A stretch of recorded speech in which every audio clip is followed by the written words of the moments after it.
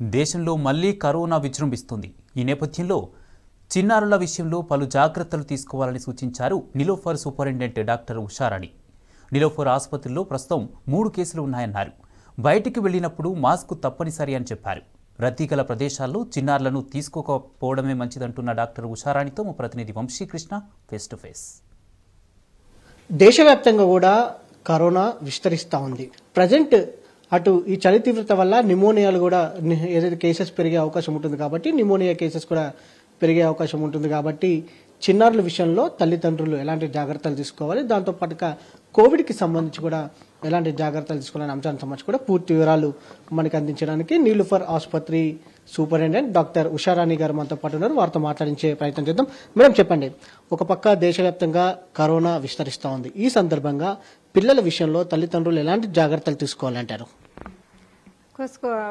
Last 2 weeks నుంచి మనకు కొంచెం ఇండియాలో కూడా ఈ కొత్త వేరియంట్ కేసెస్ ఇంక్రీజ్ అవ్వడం మనం చూస్తున్నాము. పిల్లల విషయానికి వస్తే ప్రస్తుతం ఫస్ట్ వేవ్ కోవిడ్ నుంచి ఇప్పటి వరకు కనుక చూస్తే కోవిడ్ అనేది సివియర్గా అయితే లేదు. కోవిడే కాకుండా వేరే రెస్పిరేటరీ ఇన్ఫెక్షన్స్ కూడా ఎక్కువ కామన్గా వస్తుంటాయి పిల్లల్లో. ఎస్పెషల్లీ 5 సంవత్సరాల లోపు పిల్లల్లో ఎక్కువగా హాస్పిటల్కి వచ్చేది, అలాగే అడ్మిషన్స్కి వచ్చేది ఈ రెస్పిరేటరీ ఇన్ఫెక్షన్స్ గురించే వస్తూ ఉంటారు. సో ప్రికాషన్స్ అనేది కోవిడ్ అయినా నాన్ కోవిడ్ రెస్పిరేటరీ ఇన్ఫెక్షన్ అయినా ఒకటే విధంగా ఉంటాయి, ఎందుకంటే ఇవన్నీ గాలి ద్వారా వ్యాప్తి చెందే ఇన్ఫెక్షన్స్ కాబట్టి.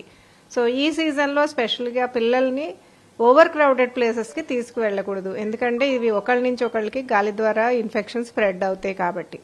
అలాగే ఈ చలికాలంలో ఒకవేళ ఎక్కువ ఎక్కడైనా తప్పనిసరిగా వెళ్ళాలి అంటే 5 సంవత్సరాలు పైబడిన పిల్లలు కానీ పెద్దలు కానీ తప్పనిసరిగా మాస్క్ ధరించి వెళ్ళాలి.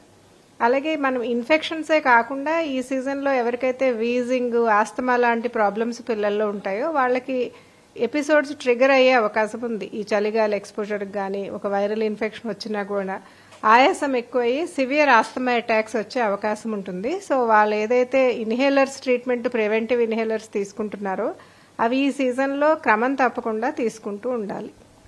మేడం, మనం చూస్తూ ఉన్నాము ఇంతకు ముందు కూడా కేసెస్ నమోదైన పిల్లలకు సంబంధించి ప్రజెంట్ మీ దగ్గర ఎన్ని కేసుల వరకు ట్రీట్మెంట్ అందిస్తూ ఉన్నారు? ఇప్పుడు న్యూమోనియా సంబంధించి అయితే ఇప్పుడు ప్రస్తుతం లాస్ట్ 2 వీక్స్ నుంచి అలర్ట్ వచ్చింది కాబట్టి మా దగ్గర ఏవైతే కేసెస్ ఆఫ్ న్యూమోనియా అడ్మిట్ అయినాయో అన్ని కేసెస్కి మేము కోవిడ్ ఆర్టీపీసీఆర్ టెస్ట్ అయితే చేస్తున్నాము. రోజుకి ఇంచుమించు 20 నుంచి 30 శాంపిల్స్ పైననే మేము కోవిడ్ ఆర్టీపీసీఆర్కి పంపిస్తున్నాం. సో ఇప్పటి వరకు మా దగ్గర 3 కేసులు మాత్రమే పాజిటివ్ వచ్చాయి. లాస్ట్ 3 డేస్ నుంచి అన్ని రిపోర్ట్స్ నెగిటివ్గానే ఉన్నాయి. సో కోవిడ్ అంటూ మీరు పేరెంట్స్ కోవిడ్ గురించి ప్యానిక్ అవ్వాల్సిన అవసరం లేదు. కోవిడ్ కూడా వేరే రెస్పిరేటరీ ఇన్ఫెక్షన్స్ లాంటిదే. దట్టు పిల్లల్లో అడల్ట్స్తో కంపేర్ చేస్తే ఇప్పటి వరకు మనం ఫస్ట్ వేవ్ నుంచి కూడా చూస్తుంటే పిల్లలు ఏదర్ సిమ్టమ్స్ అయినా లేవు లేదా మైల్డ్ సిమ్టమ్స్తో మాత్రమే ప్రజెంట్ అవుతున్నారు. సో కోవిడ్ గురించి ప్రత్యేకంగా వరీ అవ్వాల్సిన అవసరం అయితే లేదు. మేడం, మీ దగ్గర మీరు గతంలో ఇచ్చినటువంటి బులెటిన్లో కూడా ఒక బేబీకి ఆక్సిజన్ మీద ఉన్నారు అనుకో చెప్పారు, మరొక బేబీ కూడా అడ్మిట్ అయింది. నెలల బేబీసే ఇక్కడ అడ్మిట్ అయినటువంటి పరిస్థితి మనం చూస్తున్నాము. అసలు వాళ్ళ కండిషన్ ఎలా ఉండే, వచ్చినప్పుడు ఎలా మీరు ట్రీట్మెంట్ ఇచ్చారు ఏంటంటారు? మనం కనుక చూస్తే యాక్చువల్ న్యూమోనియాలు అనేవి 5 సంవత్సరాల లోపు పిల్లల్లోనే ఎక్కువగా వస్తాయి, అందులోనూ నెలల పిల్లల్లో, ఎందుకంటే వాళ్ళకి ఇమ్యూనిటీ తక్కువగా ఉంటుంది. అలాగే ఎవరైనా పిల్లలకి అండర్లయింగ్ హార్ట్ డిసీజ్ కానీ వేరే డిసీజ్, కిడ్నీ ప్రాబ్లం కానీ అలాంటి ప్రాబ్లమ్స్ ఉన్న వాళ్ళకి ఈ న్యూమోనియా ఇన్ఫెక్షన్ వచ్చే అవకాశం ఇంకా ఎక్కువ. సో ఈ కోవిడ్ కూడా వేరే రెస్పిరేటరీ ఇన్ఫెక్షన్ లాగానే ప్రజెంట్ అవుతుంది. యూజువల్గా ఎఫెక్ట్ అయిన పిల్లల్లో దగ్గు, జలుబు అలాగే జ్వరంతో ప్రజెంట్ అవుతూ ఉంటారు. మా దగ్గర వచ్చిన కోవిడ్ కేసెస్ కూడా న్యూమోనియా లాగానే ప్రజెంట్ అయినాయి. వాళ్ళందరూ రావడం జ్వరము, దగ్గు, జలుబే కాకుండా ఆయాసంతో, అంటే మామూలు కన్నా ఎక్కువ సార్లు ఊపిరి తీసుకోవడం, ఛాతీ ఎగరేయడం ఇలాంటి సిమ్టమ్స్తోనే వచ్చారు. ట్రీట్మెంట్ కూడా కోవిడ్ ట్రీట్మెంట్ కూడా పిల్లల్లో ఎస్పెషల్లీ న్యూమోనియాకి ఎట్లా ట్రీట్ చేస్తామో అదే విధంగా ట్రీట్ చేయడం జరుగుతుంది. మేడం, చలి తీవ్రత కూడా పెరిగింది. రోజువారీగా కేసెస్ అంటే కోవిడే కాకుండా ఈ ఏదైతే రెస్పిరేటరీ ప్రాబ్లమ్స్ తోటి వచ్చే చిన్నారులు రోజువారీగా ఎంతమంది దాకా వస్తూ ఉన్నారు? ఇప్పుడైతే మా దగ్గర సెన్సస్ చూస్తే టోటల్ ఓపీ మాది అరౌండ్ 1600 దాకా ఉంది. దానిలో ఓన్లీ రెస్పిరేటరీ ఇన్ఫెక్షన్ అంటే ఐఎల్ఐ, ఇన్ఫ్లుయెన్జా లైక్ ఇల్నెస్ అంటాము, అంటే జ్వరము, దగ్గు, జలుబులతో వచ్చే పిల్లలు ఒక 200 నుంచి 250 వరకు ఉంటున్నారు. పిల్లల విషయంలో కొంత అనుమానాలు ఉంటాయి. ప్రధానంగా ఐసోలేషన్ విషయంలో కావచ్చు, ట్రీట్మెంట్ విషయంలో కావచ్చు, ప్రజెంట్ ఈ JN.1కి సంబంధించి కావచ్చు, ప్రస్తుతం ఉన్నటువంటి కోవిడ్ వేరియంట్కి సంబంధించి కూడా ఇమ్యూనిటీని ట్రేస్ చేస్తూ ఉంది అని అంటున్నారు. అసలు పిల్లల్లో రోగ నిరోధక శక్తికి సంబంధించి వారి విషయంలో ఆహారం విషయంలో కావచ్చు, ఇతర ప్రాబ్లమ్స్ ఉన్నప్పుడు మెడికేషన్స్ విషయంలో కావచ్చు, ఎలాంటి జాగ్రత్తలు తీసుకోవాలి అంటారు?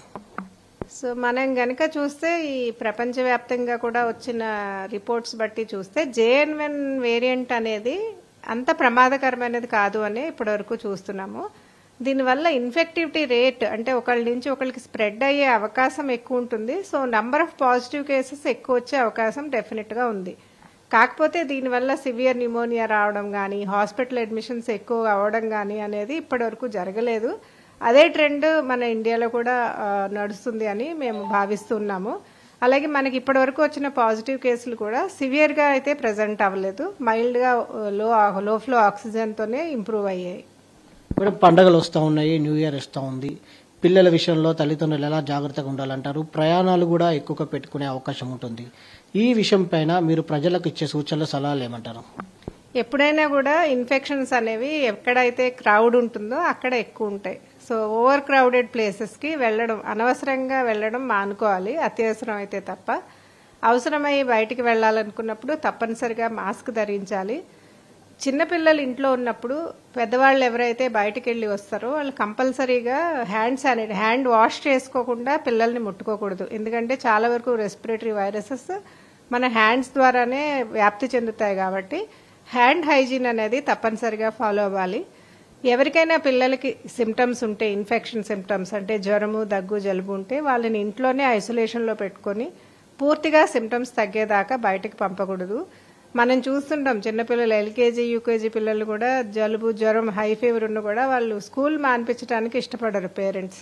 సో అట్లా చేయడం వల్ల స్కూల్లో పిల్లలందరికీ కూడా ఇన్ఫెక్షన్ వ్యాప్తి చెంది ఎక్కువ నెంబర్స్లో ఇన్ఫెక్షన్స్, రెస్పిరేటరీ ఇన్ఫెక్షన్స్ వచ్చే అవకాశం ఉంటుంది. కాబట్టి ఎవరికైతే సిమ్టమ్స్ ఉంటాయో ఆ పిల్లల్ని పూర్తిగా సిమ్టమ్స్ తగ్గేదాకా ఇంట్లోనే పెట్టుకోవాలి.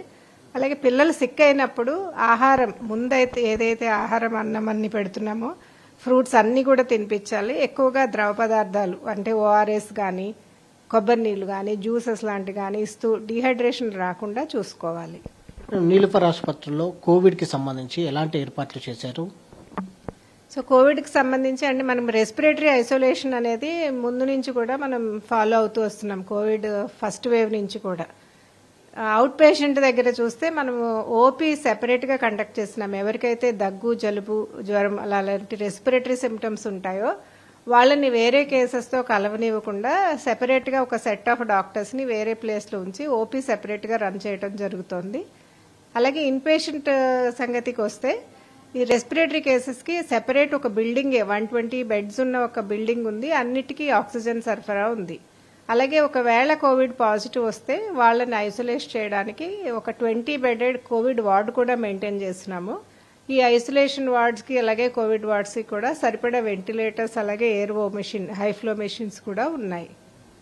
ఇది మొత్తం మీద కోవిడ్కి సంబంధించి కూడా ప్రత్యేకంగా నీలుఫర్ ఆసుపత్రిలో చిన్నారులకు ట్రీట్మెంట్ అందిస్తున్నట్టు, వాటికి సంబంధించినటువంటి ఏర్పాట్లు కూడా చేసినట్టు కూడా చెప్పడం జరిగింది. దాంతోపాటుగా మరోపక్క పండగ కాలం, మరోపక్క December 31 కూడా ఉన్న నేపథ్యంలో ఏదైతే పిల్లలను క్రౌడెడ్ ప్లేసెస్కి తీసుకెళ్లడం అంత మంచిది కాదని కూడా వైద్యులు సూచిస్తూ ఉన్నారు. ఈ JN.1 కావచ్చు, ఇతర కోవిడ్కి సంబంధించి కూడా ప్రజెంట్ నమోదవుతున్న కేసులలో అయితే ప్రమాదకారి కాకపోయినా తగిన జాగ్రత్తలు మాత్రం ఖచ్చితంగా తీసుకోవాలని కూడా సూచిస్తూ ఉన్నారు. వీడియో జర్నలిస్ట్ వెంకట్తో వంశకృష్ణ, టీ న్యూస్, హైదరాబాద్.